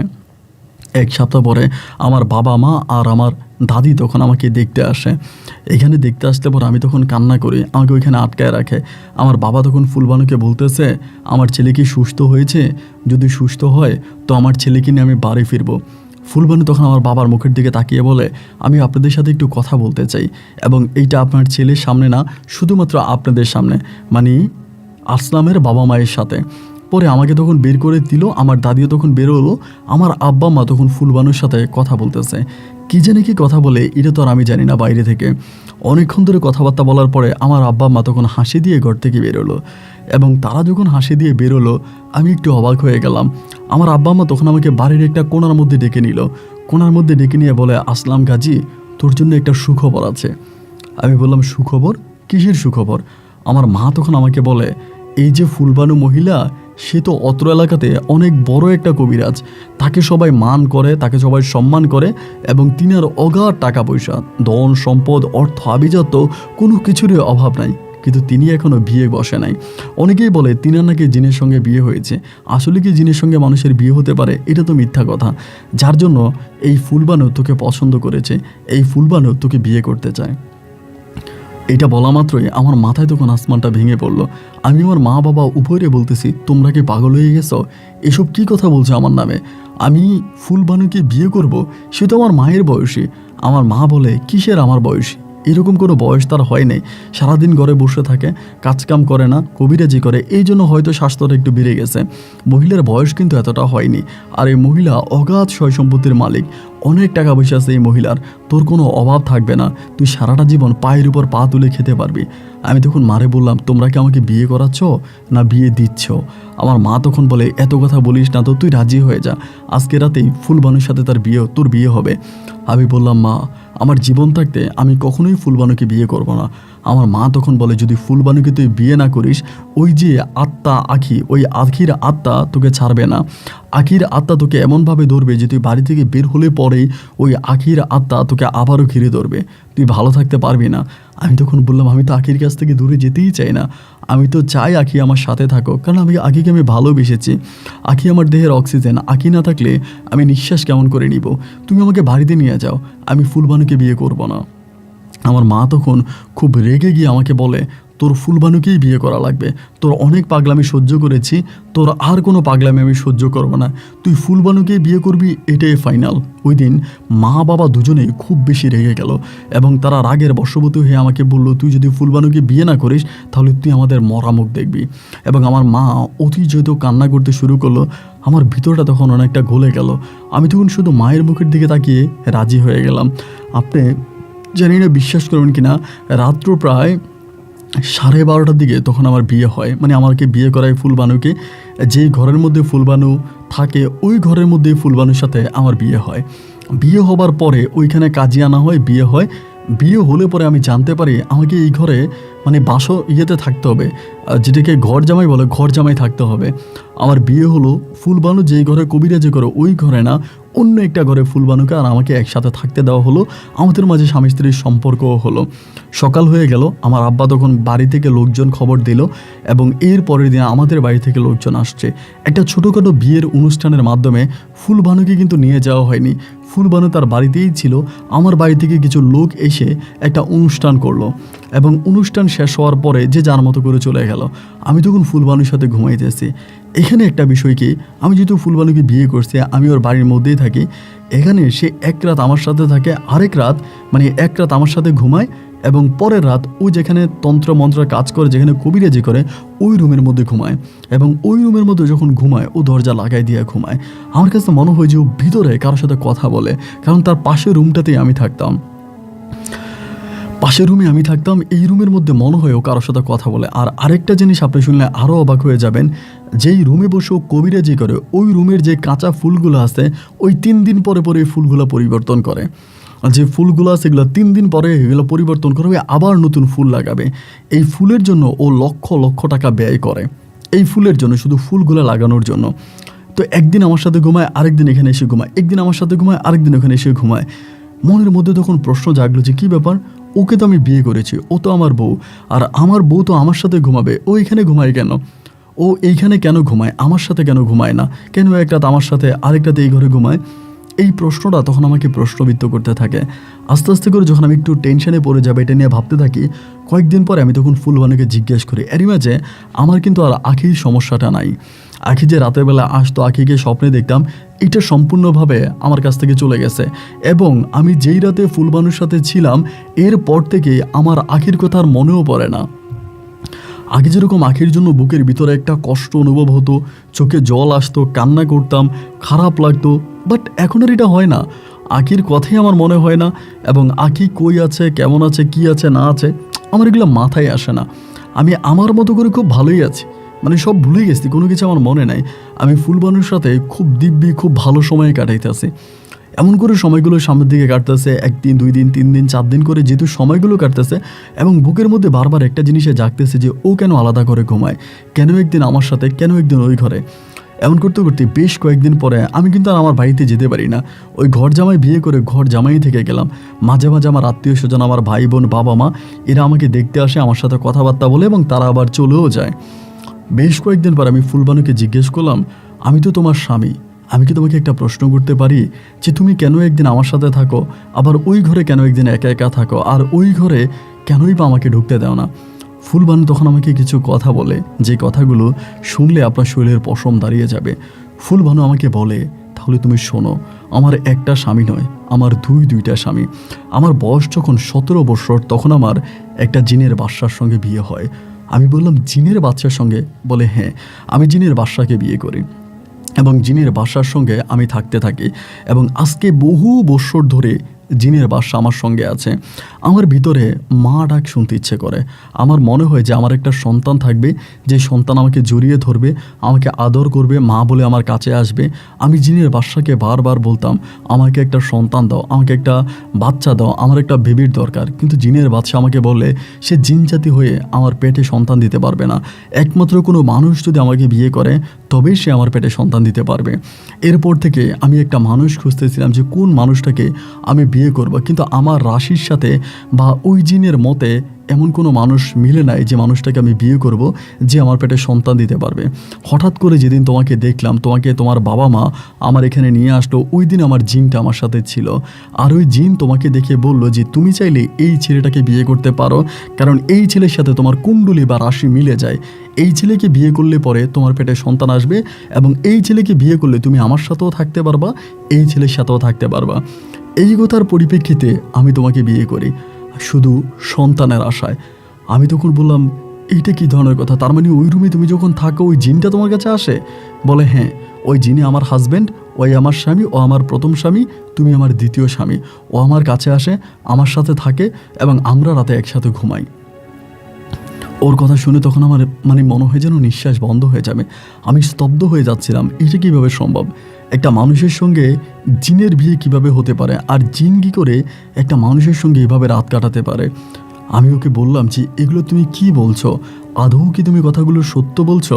ও আমাকে বলে হ্যাঁ, আমি তোমাকে যা বলেছি সম্পূর্ণ সত্য বলেছি। আমি বললাম আমি ওই জিনটাকে দেখতে চাই। ও বলে না, আমি তোমাকে ওই জিনের সামনে নিতে পারবো না। আর ওই জিনটাকে দেখলে তুমি এত ভয় পাবা যে এরপরে তুমি আর আমার সাথেই থাকবে না। আমি বললাম যেটাকে দেখলে তুমি ভয় পাও না, সেটাকে দেখলে আমি কেন ভয় পাবো? ও আমাকে বলে আমি আজকে বহু বছর ধরে দেখে আসছি, যার জন্য আমার ভিতরে ভয় কাজ করে না, কিন্তু তুমি হঠাৎ করে দেখলেই সহ্য করতে পারবা না। ফুলবানও আমাকে ওই জিনের সামনে নিয়ে যাইতো না। আমি জিনের সামনে যাওয়ার জন্য চেষ্টা করতাম, যতবার বলতাম, কিন্তু ও আমাকে ওই জিনের কাছে নিত না। আমি একটা সময় রাগ করে আমার শ্বশুরবাড়ি থেকে আমার বাড়িতে চলে আসি। আমার বাড়িতে এসে আমি আমার বাবা মাকে এই ঘটনাগুলো জানাই যে তোমরা যে আমাকে বলতেছো ফুলবানুর সাথে থাকার জন্য, ফুলবানুর প্রথম স্বামী জিন এবং ওই জিন ফুলবানুর সাথেই আছে, এরপর আমি কেন ফুলবানুর সাথে থাকবো? আমার আব্বা আম্মা আমার কথার কোনো মূল্য দিল না, আমার কথার কোনো দাম দিল না। আমাকে এক বিন্দু পরিমাণ মূল্যায়ন না করে আমাকে পুনরায় আবারও ওই ফুলবানুর ঘরেই পাঠাইলো। আমি আবার ওই ফুলবানের ঘরে গেলাম। আমি জানি যে এক রাত সে আমার সাথে থাকে এবং অন্য রাত আরেকটা জিনের সঙ্গে থাকে। জানার পরেও আমি তখনও নিশ্চুপ, কারণ আমার বাপ মা, আমার আত্মীয় স্বজন ফুলবানুর ধন সম্পদের লোভে পড়ে যায়, ফুলবানুর অগাধ সয় সম্পত্তি এগুলোর লোভে পড়ে যায়, যার জন্য আমি আর কোনো কিছু করতে পারি না। আমি প্রতিবাদ করলে পরেও আমার প্রতিবাদ আমার বাবা মা অ্যাকসেপ্ট করে না বা গ্রহণ করে না। এমন করে একদিন 2 দিন কাটতো এবং এরকম করতে করতে এই যে ফুলবানু এক রাত আমার সাথে, এক রাত ওই ঘরে, এইভাবে সমন্বয় করে দুই ঘরে থাকতেছে। আমার ভিতরে তখন কষ্টটা কাজ করতেছে। এমন করতে করতে হঠাৎ করে ফুলবানু বেবি কনসেপ্ট করে, বাচ্চা কনসেপ্ট করে। যখন ওর পেটে বেবি আসে, আমার আব্বা আম্মা, পাড়া প্রতিবেশী, আত্মীয় স্বজন সবাই তখন খুশি হয় যে ফুলবানু মা হবে। আর ফুলবানু মা হলে পরেই এই মা, ওই সন্তানের বাবা হব আমি, আর সন্তানের বাবা আমি হওয়া মানে ফুলবানুর যত সয় সম্পত্তি আছে সেই সব কিছুর মালিকও আমি হব। এরকম পরিকল্পনা করে আমার আব্বা আম্মা খুশি এবং দিন সামনের দিকে অতিবাহিত হতে হতে ফুলবানুর ঘরে আমার একটা কন্যা সন্তান হয়, আমার একটা মেয়ে হয় এবং এই মেয়েটাও দেখতে খুবই সুন্দরী হয়। অনেক সুন্দরী একটা মেয়ে আমার হয় এবং মেয়েটাকে দেখলে তাকিয়েই থাকবেন, এতটাই সুন্দর। এই মেয়েটার নাম রাখা হয় আরশি এবং আরশি আমার মেয়েটার নাম রাখা হয়। আমার মেয়েটা দেখতে অনেক বেশি রূপবতী হয়, অনেকটাই আমার মতো হয় চেহারাটা। এবং আস্তে আস্তে করে আমার মেয়েটাকে তখন আমি বড় করতেছি। আমি জানি এই যে আমার মেয়েটা হয়, আমার মেয়েটাকে মাঝে মাঝে রাতের বেলায় ওর সাথে ঘুমাইতে নিয়ে যাইতো। মানে যে রাতে আমার সাথে থাকতাম এর পরের রাতে ফুলবানু নিয়ে যাইতো মেয়েটারে। আমি বলতাম কোথায় নিয়ে যাও? মেয়েটা রাতের বেলায় দুধ খাইতে কান্না করবে, আমি এই জন্য নিয়ে যাই। মেয়েটা হওয়ার পরেও ও এক রাত আমার সাথে, এক রাত জিনের সাথে, এক রাত আমার সাথে, এক রাত জিনের সাথে, এইভাবে ও মিলিয়ে থাকতো। আমার সাথেও থাকতো, জিনের সাথেও থাকতো, জিনের সাথেও থাকতো, আমার সাথেও থাকতো। তো আমি তারপর এগুলো সহ্য করতেছি, কারণ আমি কি করব, আমার তো কিছু করার নাই। আর সেই সময় আমার কাছে মনে হয় আমি যেন একটা মেয়ে, আমাকে একটা ছেলের কাছে বিয়ে দিয়েছে আর আমি সেই ছেলের সংসার করে যাচ্ছি। সময়গুলো সামনের দিকে এভাবে কাটতেছে আর আমি আমার বাপ মাকে প্রতিনিয়তই বুঝাইতেছি যে না, আমিও সংসার করব না বা আমি এই পরিবারে থাকবো না, আমি চলে যাব।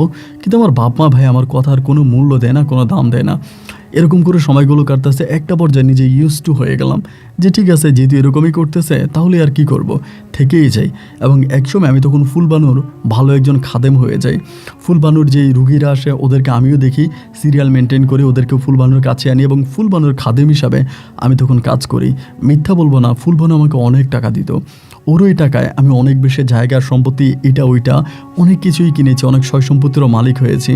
আর ফুলবানুর যে মেয়ে আরশি আছে, আরশিকেও ফুলবানু অনেক আদর করত, এত যত্ন করতো যে মেয়েটার শরীরে একটা ফুলের টোকা পড়তে ফুলবানু দিত না। সারাক্ষণে মেয়েটাকে দেখাশোনা করতো। মেয়েটার জন্য দুইটা কাজের লোক ফুলবানু রেখে দেয়, শুধু মেয়েটাকে দেখাশোনা করবে, মেয়েটার সাথে কথা বলবে, মেয়েটার সাথে থাকবে, এই জন্য দুইটা কাজের লোকেই ফুলবানু রাখে। এরপরও পড়ে আছে, ঠিক আছে দেখা যাক কী হয় সামনের দিকে। আমি ওভাবেই তখন সময়গুলো পাস করতেছি। এই করতে করতে করতে করতে আমার মেয়েটা আরশির তখন মোটামুটি প্রায় অনেকটাই বড় হয়ে যায়। মেয়েটা মোটামুটি অনেকটাই বড় হয় এবং বড় হওয়ার পরে আমরা বাপ মেয়ে একসাথে চলাফেরা করতাম, একসাথে থাকতাম। এরকম করতে করতে আমার মেয়েটার বয়স তখন প্রায় 12 থেকে 13 বছর। তো এই 12-13 বছরে কিন্তু মেয়েটা কোনো সময় বুঝতো না। মেয়ে আমার মাঝে মাঝে বলতো যে আব্বু, ওই রুমে আম্মু আমাকে কেন নিয়ে যায়, ওই রুমে নিয়ে গেলে তোমার মতো করে একটা লোক আমার কাছে আসে। মেয়েটা আমাকে বলতো তোমার চেহারার একটা লোক আমার কাছে আসে, তা তুমি ওই রুমেও যাও এই রুমেও থাকো, আম্মু কেন দুই রুমে মিলে থাকে। মানে যে জিনটা ফুলবানুর কাছে আসতো ওই জিনটা আমার চেহারা নিয়ে ফুলবানুর কাছে আসতো এবং আমার চেহারায় আরশি তখন ওই লোকটাকে দেখতে পাইতো। ও আমাকে বলে আব্বু, ওই রুমের মধ্যে তুমি কেন যাও, আমাকে এগুলো বলতে। 13 বছর বয়স হওয়ার পরে আমার মেয়েটার মধ্যে তখন প্রচণ্ড রকমের প্রশ্ন জাগে। 13 বছর বয়স তো একটা মেয়ের বিয়ের বয়স হয়েছে ওই সময়টাতে। ও সব কিছু বুঝতে পারে এবং একটা পর্যায়ে ও হঠাৎ করে ওই রুমে আর যেতে রাজি হয় না। মানে ফুলবানুর সাথে যেই রুমেও যাইতো, মানে পাশের রুমে, ওই ঘরে আর যাইতে রাজি হয় না 13 বছর বয়সে। খেয়াল করবেন, আমি তখন বলি কেন যাবা না ওই ঘরে, তুমি কেন যাবা না, ওই ঘরে যাও না কেন। আমার মেয়ে আমাকে বলতেছে আমি ওই ঘরে যাবো না, আমি ওই ঘরে থাকবো না, আমি তোমার সাথে থাকবো, মানে এই ঘরে থাকবো ওই ঘরে থাকবে না। তে মা কেন থাকবো না ওই ঘরে, কী হয়েছে আমাকে বলো। না ও যাবে না। এরকম করে যখন আমার মেয়েটা ওই ঘরে যেতে চায় না, একটা বার আমি তখন ফুলবানুরে বললাম মেয়ে তো ওই ঘরে যেতে চায় না, তুমি একাই যাও, মেয়েটারে কেন নিয়ে যাও। ফুলবানু আমাকে বলে মেয়েকে নিতে হবে, মেয়েকে না নিলে উনি রাগ করে, ওই সর্দার রাগ করে মেয়েকে নিতে বলে, মেয়েকে নেওয়াই লাগবে। আমি বললাম না, মেয়েকে তুমি চাইলেই তো নিতে পারো না, মেয়ে যদি সেই রুমে যেতে না চায়, ওই ঘরে যেতে না চায়, তো মেয়েরে তুমি জোর করবা কেন। ফুলবানু আমার কোনো কথা শুনতো না, এরপরও জোর জবস্তি করে মেয়েটাকে ওই পরিবারে নিয়ে যাইতো। এমন করতে করতে একটা পর্যায়ে মেয়েটা আমাকে কিছু কথা বলে যেগুলো শুধুমাত্র মানে আমার মেয়ে, যার জন্য আমি কথাগুলো বলতে চাই না। এবং একজন বাবা হিসাবে এটা যে আমার জন্য কতটা কষ্টকর ছিল, কতটা হৃদয় বিদারক ছিল, আমি আপনাকে বলে বোঝাতে পারবো না। মেয়েটার কথা শুনে আমার চোখে তখন পানি চলে আসে যে আমার মেয়েটার সাথে এগুলো হয়। আমি বললাম তোমার মা কি দেখে না, বলে হ্যাঁ মা দেখে, মা কিছু বলে না। আমি বললাম তোমার মা কিছুই বলে না, বলে না মা কিছুই বলে না। মা আমাকে বলে এটা তোমার আব্বু, এটা তোমার আব্বু। আমি বললাম আব্বু যদি হয় তো এই কাজ কীভাবে করে। ও তখন বলে আমি জানি না আব্বু, এই জন্যই তো আমি বলে আমি ওই ঘরে যাবো না। এবার আমি ফুলবানুকে একদিন জিজ্ঞেস করলাম যে ফুলবানু, এটা তো তোমার মেয়ে, যাকে তুমি পেটে ধরেছো, 10 মাস 10 দিন পেটে রেখেছো, তোমার এই মেয়ের সাথে এই ধরনের কাজ হয় এবং তুমি এটার কোনো কিছু প্রতিবাদ করো না, তার কারণটা কি। ফুলবানু তখন আমাকে বলো ওনাকে খুশি করার জন্য যা করা দরকার আমি তাই করব। উনি যদি খুশি না হয় তবে উনি আমার কাছ থেকে চলে যাবে, আর উনি যদি আমার কাছ থেকে চলে যায় আমার পুরো কবিরাজি বন্ধ হয়ে যাবে। আমি বললাম কবিরাজি করার জন্য কি তুমি তোমার নিজের মেয়েকেও নাকি দিয়ে দিবা। ফুলবানু আমাকে বলে প্রয়োজনে তাই করব। আমার বুকের ভিতরটা তখন কেঁপে ওঠে, কি বলে ফুলবানু, এটা কেমন কথা বলে, নিজের মেয়েকে ফুলবানু দিয়ে দিবে শুধুমাত্র নিজের স্বার্থ হাসিলের জন্য। আমি তখন আর এই কথাটাকে মানতে পারলাম না। মানতে না পেরে আমি তখন ফুলবানুর সাথে খেপে গেলাম যে না, এটা হতে পারে না, আমি ওই ঘরে আমার মেয়েরে যেতে দিব না। 1 দিন 2 দিন 3 দিন বাধা দিলাম এবং বাধা দেওয়ার পরে আজ বহু বৎসর পরে ওই জিন আমাকে এক রাতে অত্যধিক মারে, এমন মারে যে আমার বাপ মায় আমাকে হসপিটালে পর্যন্ত নিয়ে যেতে হয়। এই পরিমাণে আমাকে রাতের বেলায় মারে। কেন মারে, আমি আমার মেয়েরে ফুলবানুর সাথে ওই ঘরে যেতে দেই না, ওই রুমে যেতে দেই না, এই জন্য আমাকে মারে। এবং মারতে মারতে আমার অবস্থা খুব খারাপ করে ফেলে। এরপরে বাপ মা আমাকে হসপিটালে নিয়ে যায়। আমার বাবা তখন মারা যায়, মা থাকে, মা আমাকে হসপিটালে নিয়ে যায়, ভাইরা থাকে, বড় ভাইয়েরা, এনারা আমার দেখাশোনা করে। হসপিটাল থেকে আসার পর আমি তখন মাকে পুরো বিস্তারিত বিষয়টা খুলে বললাম যে মা এই ঘটনা তোমার নাতিনের সাথে হয়। এগুলো বলার পর আমার মা তখন করলো কি, বলে ঠিক আছে একটা কাজ কর, তুই মেয়েটার ওই বাড়ি থেকে নিয়ে আয়, মানে আরশির ওই বাড়ি থেকে নিয়ে আয়। আমি বললাম আনবো কী করে, ওই বাড়ি থেকে আনার তো কোনো সুযোগ নেই, ওই বাড়ি থেকে আনতে গেলে আমার সাথে এটা হবে, আমাকে তো ওই বাড়ি থেকে আনতে দিবে না। এবং এরপর আমি কিন্তু ওই বাড়িতে আর যাইতাম না, কয়েকদিন ধরে আমি আমার বাড়িতে পড়ে আছি। তখনই আমার মা আমাকে একটা কবিরাজের বাড়িতে নিয়ে যায়, আমাদের পার্শ্ববর্তী একটা কবিরাজ আছে, অনেক নাম করে একজন কবিরাজ, ওই কবিরাজের বাড়িতে নিয়ে যায়। ওই কবিরাজের বাড়িতে নিলে পরে ওই কবিরাজ তখন আমার মাকে বলতেছে যে তোমার ছেলেটাকে ওই বাড়িতে নিলে মেরে ফেলবে, তোমার ছেলের ওই বাড়িতে পাঠাইও না, যদি পারো এই তাবিজটা কোনো রকমে তোমার নাতিনের শরীরে পড়াইয়া তোমার নাতিনটা ওই বাড়ি থেকে নিয়ে আসো, তোমার নাতিনের শরীরে এই তাবিজটা কোনো মতে ছোঁয়াইয়া ওই বাড়ি থেকে তোমার নাতিনকে নিয়ে আসো, এই তোমার নাতিনকে ওই বাড়িতে রাখো না। এইটা বলার পরে আমি তখন বললাম যে আচ্ছা ঠিক আছে। উনি আমাকে একটা তাবিজ দেয়, কথা খেয়াল করে দিবি শুনবেন। তাবিজটা দেওয়ার পরে আমি কবিরাজের বাড়ি থেকে তাবিজটা নিয়ে আমার বাড়িতে, এবং আমার বাড়ি থেকে তাবিজটা নিয়ে সাইকেল যোগে আমি তখন আমার শ্বশুর বাড়ি মানে ফুলবানুর বাড়িতে যাচ্ছি। বাড়ির গেটের মধ্যে ঢুকবো, মানে গেটের মধ্যে দিয়ে ফুলবানু দাঁড়ায় আছে। তখন আপনার দিনের বেলায়, মানে আপনার ধরেন 1টা কি 2টা বাজবে, সময়টা এরকম। ফুলবানু গেটের মধ্যে দাঁড়ায় আছে। আমি বললাম তুমি এখানে কেন? আমার বলো তোমার পকেটে কি আছে এটা ফালাই দাও। আমি বললাম পকেটে কি আছে এটা ফালাই দিব, মানে বলে এটা ফালাই দাও, তোমার পকেটে কি আছে এটা ফালাই দাও। আমি বললাম ফুলবানু তুমি আমার সাথে এরকম করো না, আমি আমার মেয়েকে নিতে আসছি। বলে তোমার মেয়েরে তুমি এখান থেকে কখনোই নিতে পারবা না, ফালাও। এবং একটা সময় আমি দেখলাম যে ফুলবানু হয়তো আমার গায়ে হাত দিবে। আমি তখন জীবন বাঁচানোর ভয়ে পকেট থেকে তাবিজটা বের করে পাশে একটা পুকুর ছিল, পুকুরের মধ্যে ফেলে দিই। ফেলে দেওয়ার পরে ফুলবানু বলে যাও এবার মেয়ের কাছে যাও। ভাই বিশ্বাস করেন ফুলবানুকে আমি বারান্দায় মানে আপনার গেটে দেখছি, গেট থেকে ওর মূল মানে রুমে যাইতেও 1-2 মিনিট সময় লাগে। সাইকেল দিয়ে গেলাম, যাওয়ার পরে দরজা নক করলাম, দরজা নক করার পরে ভিতর থেকে ফুলবানু দরজা খুলে দিল। ফুলবানু যখন দরজা খুলে আমি পিছনের দিকে ফিরে দেখলাম গেটের মধ্যে কেউ নেই। আমি তখন ভিতরে ঢুকলাম, ঢুকে ফুলবানুরে বললাম কি ব্যাপার, তুমি এখানে কেন? আমার বললো তো আমি এখানে থাকবো না, কই থাকবো? মেয়েটা তখন খাটে বসে আছে। আমি বললাম তাহলে গেটের মধ্যে আমার সামনে যে কথা বলেছে সেটাকে? ফুলবানু বলে কই গেটে তোমার সাথে কে কথা বলছে? আমি বললাম গেটে একজন আমার সাথে কথা বলছে, সেম তোমার চেহারা নিয়ে, তুমিই তো কথা বললা। আমি পকেটে করে একটা জিনিস আনতেছিলাম, তুমি আমার বললে এটা ফেলে দেওয়ার জন্য, আমি ফেলে দিলাম। আর তুমি ওইখানে ছিলে না, তো এখানে কে কে? ফুলবানু তখন আমাকে বলে দেখো তুমি খুব পাগলামি করতেছো, মেয়ের মায়ায় তোমার মাথা ঠিক নাই। ওই মেয়েকে আমার ওই সর্দার কিছুই করবে না। তুমি মেয়ের কথায় মেয়েকে নিয়ে এতটা চিন্তা করো না, মেয়েকে নিয়ে এতটা টেনশন করো না, তোমার মেয়ের কিচ্ছু হবে না। তুমি মেয়েকে নিয়ে চিন্তা করতে করতে পাগল হয়ে যাইতেছ। আমি সেদিন এটা ফালাই দেওয়ার পরে ওই দিন আমি আর থাকি নাই, ওই বিকেলে আমি আবার চলে আসছি। আয়সা মারে বললাম যে মা এই ঘটনা বলার পরে আমি তখন গেলাম আপনার বাড়িতে, ওই কবিরাজের বাড়িতে আবারও গেছি। কবিরাজের বাড়িতে আবারও গিয়ে বললাম যে এই ঘটনা, আপনি আমাকে তাবিজ দিয়েছেন, তাবিজ তো এমনি এমনি ঘরের দুয়ারে ঢোকার আগে ফেলে দিছি। এবং কবিরাজ আমাকে বলে আপনি তাবিজ ফেলে দিলেন কেন? আপনি তো তাবিজ ফেলে দেওয়ার কথা না, আপনি তাবিজ নিয়ে যাবেন, গিয়ে আপনার মেয়ের হাতে পড়াই দিবেন। আমি তখন বললাম আমি কি করব? পরে বলে আপনি আবারও যান। এবার উনি 2টা তাবিজ বানায়, একটা তাবিজ আমার হাতে পড়াইয়ে দেয়, আরেকটা তাবিজ বলে আপনি নিয়ে যান, আপনার সামনে কেউ আসবে না, আপনি সরাসরি গিয়েই তাবিজটা আপনার মেয়ের হাতে পড়াই দিবেন। এই কথা বলার পরে আমি তখন করলাম কি, ওই তাবিজটা নিয়েই আমি এর পরের দিন আবারও রওনা দিলাম সকালবেলা। ওই দিন সকালবেলা রওনা দিলাম আমার শ্বশুরবাড়িতে। গিয়ে দেখলাম যে ওই দিন কেউ নাই, আমার মেয়েটা ঘরে বসে আছে। আমি গিয়ে মেয়েটার হাতের মধ্যে তাবিজটা পরাই দিলাম, মানে আমার আরশির হাতেই তাবিজটা পরাই দিলাম। পরাই দেওয়ার পরে মেয়ে আমার বলতেছে আব্বু এটা কি? আমি বললাম তুই আমার সাথে চল মা, তুই আমার সাথে চল, আমি তোরে নিয়ে যাবো। এই কথা বলে মেয়েরে নিয়ে বেরোবো, এমন সময় ফুলবানু আমার সামনে এসে দাঁড়াইছে। ফুলবানু আমার বলো ওরে নিয়ে তুমি কই যাও? আমি বললাম আমার মেয়ে আমি নিয়ে যাবো। ফুলবানু আমাকে বলো তোমার মেয়ে তুমি নিয়ে যাওয়া ভালো কথা, কিন্তু এইভাবে কেন? কাপড় চোপড় নিয়ে যাও, মেয়েরে সুন্দর করে নিয়ে যাও। আমি তখন বললাম দেও, এভাবেই বলতেছে দেও। ফুলবানু তখন জামা কাপড়গুলো সব কিছু সাজা আমাকে দিতেছে। আর ফুলবানু কেমন জানি কাঁপতেছে, মানে ওর শরীরটা দেখে মনে হচ্ছে ওর শরীরের মধ্যে কাঁপুনি, একটা জ্বর আসলে যেরকম মানুষ কাঁপে না, এরকম করে ফুলবানু কাঁপতেছে। বাট আমি কিছুই বুঝতেছিলাম না। জামা কাপড়গুলো একটা ব্যাগের মধ্যে ঢুকালো, ঢুকিয়ে বললো যে যাও তুমি এগুলো নিয়ে যাও। জামা কাপড় আর মেয়েকে নিয়ে আমি তখন সাইকেলে করে আমি আর মা, আমার মেয়ে আর আমি তখন আমার বাড়িতে চলে আসি। বাড়িতে এসে মারে বললাম, মা তখন আমার মেয়েরা আর সিঁড়ি ধরে কান্না করতেছে। দেখেন এইভাবে সময়টা কাটলো। কাটার পরেই এই সময়টা কেটে গেল এবং বিকেলের দিকে হঠাৎ করে খবর আসলো আরশির বাড়িতে আপনার ফুলবানুর বাড়ি থেকে ফুলবানুকে পাওয়া যাচ্ছে না। আমি বললাম যে ফুলবানুকে পাওয়া যাচ্ছে না, ফুলবানুর কী হয়েছে? বলে ফুলবানুকে পাওয়া যায় না। আমি আর ওই বাড়ির দিকে গেলাম না, রাতের বেলা আর গেলাম না। না গিয়ে পরের দিন সকালে আমার মারে বললাম ফুলবানুরে নাকি পাওয়া যায় না, তুমি একটু দেখে আসো তো। আরশিরে আমি আমার কাছে রেখে আমার মায়ের তখন আমি ফুলবানুর বাড়িতে পাঠাইলাম। আমার মা ফুলবানুর বাড়ি থেকে ফিরে এসে আমাকে বলে, ঠিকই ফুলবানুকে পাওয়া যাচ্ছে না, তুই যখন থেকে আরশিরি নিয়ে আসলি এরপর থেকে নাকি ফুলবানুকে পাওয়া যাচ্ছে না। এবার আমিও নিজে গেলাম, আমার মেয়ের এই বাড়িতে রেখে, আমার মায়ের কাছে রেখে আমি নিজে গেলাম, গিয়ে দেখলাম পুরো কবিরাজ বাড়িতে মানুষ পড়ে আছে, প্রচুর মানুষ, কিন্তু ফুলবানু নাই। ফুলবানুর এখানে যে মহিলাগুলো ছিল যারা ফুলবানুর খাদেমের কাজ করতো ওদেরকে জিজ্ঞেস করলাম ফুলবানু কই। বলে আপনি আপনার মেয়েকে নিয়ে যাওয়ার পরেই, আপনি যখন আপনার মেয়েকে নিয়ে গেছেন তখনই ম্যাডাম মানে আমাদের ওই কবিরাজ তখন ওনার ঘরে ঢুকছে, মানে আসরের ঘরে ঢুকার পরে কার সাথে যেন ওনার প্রচুর মারামারি হচ্ছে আমরা শব্দ পাচ্ছিলাম, কিন্তু বাইরে থেকে আমরা দরজাও ধাক্কাইনি বা ভিতরেও ঢুকিনি, এবং একটা পর্যায়ে ওনাকে ওই ঘর থেকে আর পাওয়া যাচ্ছে না। আমি বললাম, ও মা এটা কী ধরনের কথা, ঘরের দরজা জানালা সব বাড়ি ছিল না? বলো সবই বন্ধ ছিল, কিন্তু ঘরের ভিতর থেকে ম্যাডামকে মনে হয় নিয়ে গেছে। আমি তো বুঝতে পারতেছিলাম না যে কী হইল। ওই দিন ঘুরে ফিরে সন্ধ্যা থেকে আমি আবার বাড়িতে আসছি, বাড়িতে আসার পরে আমি আমার মেয়েকে নিয়ে শুইছি, আমার মেয়ে আর আমি শুইছি।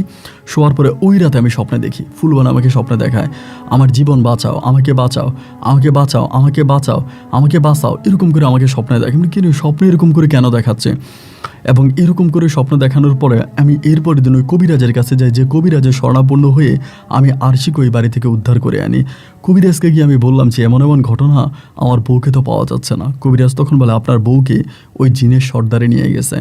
আমি বললাম, জিনের সর্দার আমার বউকে নিয়ে গেছে? বলে হ্যাঁ, আপনার বউকে জিনের সর্দার নিয়ে গেছে। কেন ওই মেয়েটাকে আপনি নিয়ে আসলেন? এই জন্য ওই মেয়েকে কেন রেডি করাই দিল, কেন ব্যাগ ট্যাগ সব কিছু দিয়ে দিল, মেয়েকে রেডি করিয়ে কেন আপনার সাথে দিল, এই জন্য ওকে নিয়ে গেছে। আমি বললাম, তাহলেও কেন দিল? তখনই কবিরাজ বলতেছে, আসলে ওই ফুলবানু নিজেও চায় তার মেয়ের একটা স্বাধীন জীবন, ফুলবানু নিজেও চায় তার মতো করে তার মেয়ের জীবনটা নষ্ট না হোক, এজন্যই ফুলবানু জেনে শুনে বুঝেই আপনার সাথে মেয়েকে ব্যাগট্যাগ নিয়ে বিদায় করে দিছে। আর এটাই জিনটা সহ্য করতে পারে নাই, আর আপনাদের কোনো ক্ষতি করতে পারে না, কারণ আপনাদের সাথে শরীর বন্ধের তাবিজ ছিল, আর ফুলবানুর কাছে কিছু ছিল না বলে ফুলবানুকে ঘরে ডেকে নেয় এবং সেখানে গিয়ে ফুলবানুকে মেরে ফুলবানুকে আটকাইয়া দেয়। আমি তখন বললাম, আমি ফুলবানুকে রক্ষা করতে চাই। কবিরাজটা তখন আমাকে বলল, ফুলবানুই আপনাকে বলবে কীভাবে তাকে রক্ষা করতে হবে, আপনি চলে যান। আমি মেয়েকে নিয়ে আসলাম। এরপরের রাতে আমি আবারও স্বপ্নে দেখলাম, যখন ওই জিনের সর্দার এসে আমাকে ডিরেক্টলি বলতেছে যে তুমি তোমার মেয়েকে আমার কাছে দিয়ে দাও, আমি ফুলবানুকে তোমাকে দিয়ে দিব। তুমি তোমার মেয়েকে আমার কাছে দিয়ে দাও, আমি ফুলবানুকে তোমার কাছে দিয়ে দেবো। তখন সালটা ছিল 1996 সাল, 96 কথা আমি বলতেছি। তখন বন্যা হয়েছিল, মানে 96 বন্যা, ওই বন্যার সময়কার কথা। এরকম আমার স্বপ্নে দেখায়, প্রতি রাতে আমাকে স্বপ্নে দেখায়, তোমার মেয়েরে দিয়ে দাও, আমি তোমার বউরে দিয়ে দিব, তোমার মেয়েরে দিয়ে দাও, আমি তোমার বউরে দিয়ে দিব। মানে এরকম করে আমাকে স্বপ্ন দেখাইতে আমি আর আমার মেয়েরে দিই না। কবিরাজ বলে, মেয়েরে দিয়েন না, মেয়েরে যে মেরে ফেলবে, এটা ওইটা মেয়েরে দিলাম না দিতে একটা পর্যায়ে আমার মেয়েটার বয়স হয়ে গেল, কিন্তু বিয়ে হয় না। এদিক সেদিক বিভিন্ন দিকে, এমন কোনো জায়গা না যে বিয়ের ঘর আসে মেয়েরে দেখে। আমার মেয়েও কিন্তু দেখতে অনেক সুন্দর, আর সেই অনেক সুন্দর। আমি একটা ছবি পাঠাইছি, আপনি দেখেন, কিন্তু আমার মেয়েটার বিয়ে হয় না। কেন বিয়ে হয় না, কী কারণে বিয়ে হয় না সেটাই জানি না। আমার ধন সম্পদের কোনো অভাব নাই। বরিশাল আমরা যে এলাকাতে থাকি সেই এলাকার প্রায় অর্ধেকের চেয়েও বেশি সম্পত্তি আমার নিজের নামে কিনা। আমার বউ হচ্ছে ফুলবানুর নামে কিনা। আমাদের নিজেদের সম্পত্তি, আমাদের ব্যবসা বাণিজ্য আছে, সয় সম্পত্তি আছে, টাকা পয়সার কোনো অভাব নাই। 50 লাখ টাকা, 1 কোটি টাকা দিব বলি, এরপর আমার মেয়েটারে কেউ বিয়ে করতে রাজি হয় না। বিয়ে ঠিক হয়, সব কিছু ঠিক হয়, হঠাৎ করে ছেলেপক্ষ পাল্টে যায়। অনেক ছেলেকে জিজ্ঞেস করে ঘটনাকে, অনেক ছেলে বলে আমি রাতের বেলা এরকম জিনিস দেখেছি, আপনার মেয়েকে বিয়ে করলে আমার এটা হবে ওইটা হবে, এইরকম বিভিন্ন মানুষকে স্বপ্নে দেখায়, ভয় দেখায়, এবং ওই ভয়ভীতের কারণে কেউই জীবনের মায়ায় আমার মেয়েকে বিয়ে করতে রাজি হয় না। আজকে আমার মেয়ের জীবনটা প্রায় শেষের দিকে। আমার মেয়ের এতটাই বয়স হয়েছে, এই বয়সে আমি আর তাকে বিয়ে দিতে পারবো না। আমার মেয়েটা এখন আমাকে বলে, বাবা তুমি কবিরাজের সাথে কথা বলো, আমাকে ওই আমার জিনের কাছে পাঠাই দিয়ে আমার মায়ের তুমি নিয়ে আসো। আমাকে এখন ওই জিনটা স্বপ্নে দেখায়, কিছু শর্ত দেয় যে এইভাবে যদি মেয়েটারে আমি জিনের হাতে তুলে দিই তাহলে জিন ওই ফুলবানুকে আমাকে দিয়ে দিবে। তা ফুলবানুকে আমাকে দিয়ে দেবে যদি জিনটাকে। আমার মেয়ের বয়স তো প্রায় এখন শেষ, আর আমিও মরণ পথের যাত্রী। অনেক কবিরাজের কাছে যাই ফুলবানু সম্বন্ধে জানতে, বেশিরভাগ কবিরাজরাই বলে ফুলবানু মরে গেছে, অনেক আগেই ফুলবানু মরে গেছে, এবং এই জিনে একটা মিথ্যা প্রলোভন দেখিয়ে আপনার কাছ থেকে আপনার মেয়েকে নিতে যাচ্ছে। আমার মেয়ে এখন যাওয়ার জন্য পাগল, আমি মেয়ের ঘরের মধ্যে আটকে রাখতে পারি না। মেয়ে শুধু আমাকে বলে স্বপ্নে, আমাকে শুধু বলে, আব্বা এই যে মানে জিনটা আপনাকে স্বপ্নে সে কী বলতেছে, কীভাবে আমাকে সাজাই দিতে বলতেছে, আপনি ওভাবে আমারে সাজাই দেন, আমি জিনের কাছে চলে যাই, তাও আমার মা বেঁচে থাকুক। আমার মাকে নিয়ে আপনি চলে আসেন, আমার মা অনেক কষ্ট পাইছে, আপনার মারে আনেন। কিন্তু আমি মেয়েটারে দিই নাই। এখন 2025 সাল চলতেছে, আমার মেয়েটা এখন প্রায় বুড়ি হয়ে গেছে। এই পর্যন্ত মেয়ে আমাকে একই কথা বলে। কেউ কেউ বলে জিনে যেভাবে বলে এভাবে মেয়েটারে সাজাই দেন না, সাজাই দিয়ে দেখেন না আপনার বউরে পান কিনা। আবার কেউ কেউ বলে এভাবে মেয়েটারে সাজাই দিলে মেয়েটারও নিয়ে যাবে, মেয়ের মারে তো দিবেই না, আর মেয়ের মা তো মারাই গেছে। আমি আজ পর্যন্ত কি সিদ্ধান্ত নিব ভাই বুঝতে পারতেছি না।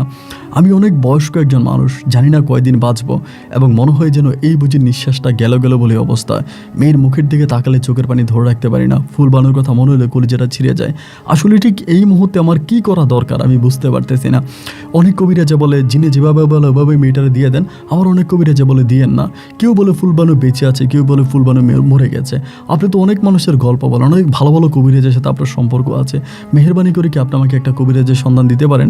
একটা কথা এখানে বলে রাখি, যে কবিরাজের কাছ থেকে তাবিজ নিয়ে আমি আরশিক ওই পরিবার থেকে বাঁচে আনি, ওই কবিরাজটাও মারা গেছে, কবিরাজটা নাই। এবং অনেক কবিরাজের কাছে যাই, আমার ধন সম্পদ প্রায় অর্ধেকের চেয়েও বেশি আমি বিক্রি করে দিই শুধু কবিরাজদের দিতে দিতে। কবিরাজরা আমাকে মিথ্যে বলে আমার কাছ থেকে টাকা নিয়ে যায়। না আমার মেয়েকে ভালো রাখতে পারছি, না আমার মেয়েকে বিয়ে দিতে পারছি, না আমার বউকে আমি আমার কাছে ফিরে আনতে পারছি। যার জন্য আপনার শরণাপন্ন হলাম, আপনার কাছে দুঃখের কথাগুলো বললাম। যদি মেহেরবানি করে আপনি আমাকে একটা কবিরাজের ঠিকানা দেন, যেই কবিরাজের মাধ্যমে আমার মেয়েটাকে এই বয়সে হলেও আমি বিয়ে দিতে পারি। আমি 1 কোটি টাকা দেওয়ার জন্য বলেছি, আমার মেয়েটাকে আমি জায়গায় বিক্রি করে 1 কোটি টাকা দেবো কেউ যদি আমার মেয়েটারে বিয়ে করে। এরপরেও কেউ আমার মেয়েকে বিয়ে করে না। এই পর্যন্ত প্রায় 20, 25, 50টা ঘর আসছে, প্রতিটা ঘরেই তারা রাজি হয়, কিন্তু রাতের বেলায় যে ছেলের সাথে বিয়ে হবে ওই ছেলেই চেঞ্জ হয়ে যায়, ছেলে বিয়ে করবেই না। এবং কোনো ল্যাংরা আতুরা কানা খোড়া কেউ আমার মেয়েকে বিয়ে করতে রাজি হয় না। বিয়ের আগের রাতে কী স্বপ্ন দেখে, ওই স্বপ্নটা দেখার পরে আর আমার মেয়েকে বিয়ে করতে রাজি হয় না। যদি পারেন একটা ভালো কবিরাজের সন্ধান আমাকে দিবেন, যে কবিরাজের মাধ্যমে হয়তো আমার মেয়েটাকে এই বয়সে আমি একটা বিয়ে দিতে পারবো। ভালো থাকবেন, আসসালামু আলাইকুম।